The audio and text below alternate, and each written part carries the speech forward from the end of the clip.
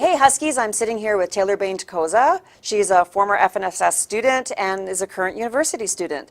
Hi Taylor, can you give us a bit of an introduction about yourself? Sure. First of all, thank you for having me.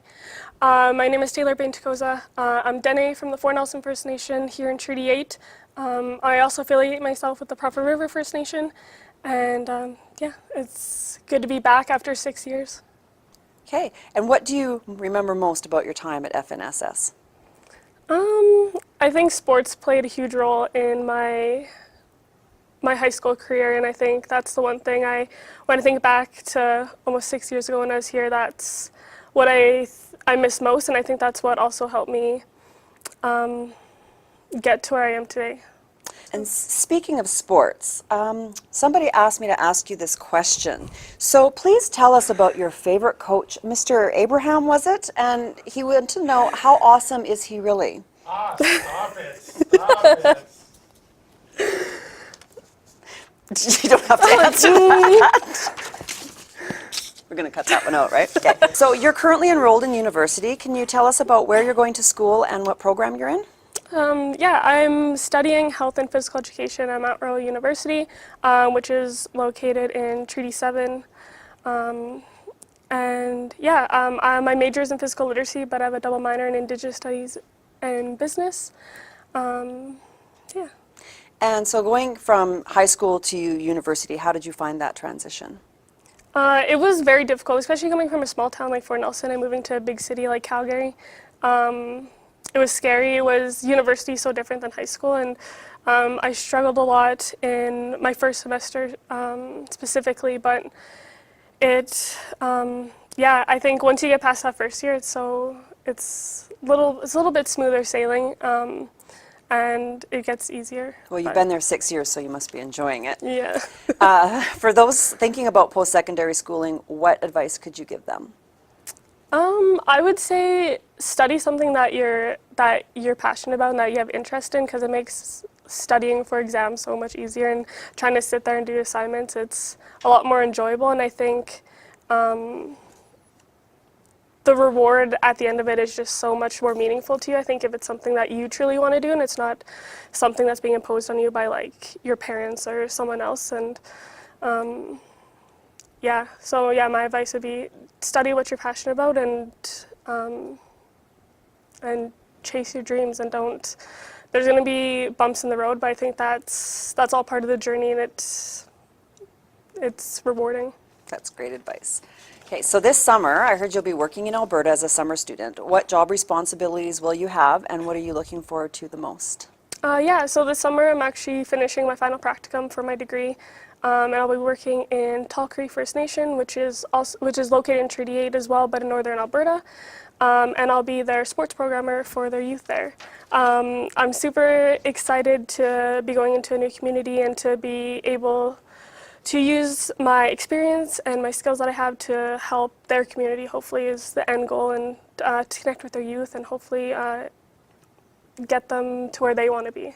That's great. Mm-hmm. So outside of Canada, you've had some opportunities to study abroad. Can you tell us a bit about those experiences? Yeah, so I studied abroad in my third year. So in 2016, I went to Griffith University on the Gold Coast in Australia. It was amazing. I think after spending 2 years in Calgary, kind of getting my foot into like independence and like adulthood and understanding like my responsibilities I decided to take that abroad and to see what else this world had to offer, and it was so amazing meeting so many amazing people from all over the world, and again to be able to bring like my culture and what I know to them, and then also getting a return from the people that I met was amazing, and I think it has helped me a lot in my career and in my schooling, and yeah. Speaking of culture, I know your Indigenous culture is an important part of your life. Can you tell us a bit about what that means to you? Yeah, I think, especially here, when I was at FNSS, I really, I started digging deeper into like specifically into this question. What does that mean to me? What does being Indigenous mean to me? What does being Dene mean to me? And as I've come to experience all things, going to university, living abroad, just really kind of uncovering who I am as a person. I've realized that like being Indigenous is who I am, and I think that it radiates in everything that I do, and I can never separate who I am from anything that I do. So I always have this this mindset that when I come to the door, nothing that's part of me gets left at that door. When I come into a space, this is who I am, and I'm so proud to be from Fort Nelson First Nation, from Proper River First Nation, and it is being from these places has really guided me and has really formed me into this person that's so passionate about giving back and helping others, and yeah. So, speaking of your communities, you're a very positive role model for both of your communities. So, Thank you. why is it important for you to have a positive presence? Positive presence for myself or for some? For both, for yourself and for your communities. I think it's important for, I think, especially Indigenous youth, it's important for us to see people that look like us doing things. It's hard to picture when you see anyone in like power in any higher position. It's hard to see yourself in those positions if they don't look like you, if they don't hold the values that you do. And I think we need to have positive role models, to have positive people, and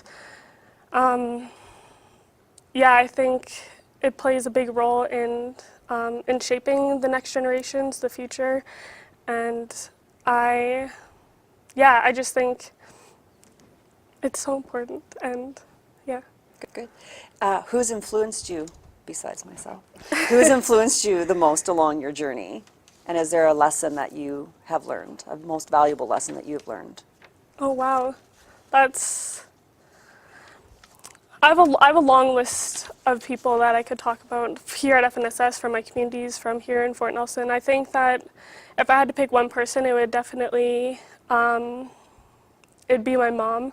She, being a single mom, growing up on reserve, she's really taught me that if you want something, like, someone's not going to hand it to you. And so to work hard, to always remember where you come from, and to never be ashamed of it, to never, again, like I said, leave a part of you at the door. That's not an option. And she really, she just supports me in whatever I do. I know she was with me when I flew to Vancouver to go to Australia, and I know she it was hard for her to let me go, but she knew that that this experience was important, and that it was gonna get me to where I wanted to go. And so she always taught me that even though to use fear in like a good way, to be fearful, but to use it as like a motivator, and to don't shy away from those feelings. That's awesome. So what does the future look like for Taylor? Well, first I want to finish this degree. It's been taking a while, but I want to get that. Eventually I'll get a master's. A PhD is my long-term goal. But yeah, I want to come home. I want to help my people. I want to be that positive role model that so many youth are missing in their lives, and yeah. Well, thank you very much for sitting down with this interview with me today. Thank you for having me.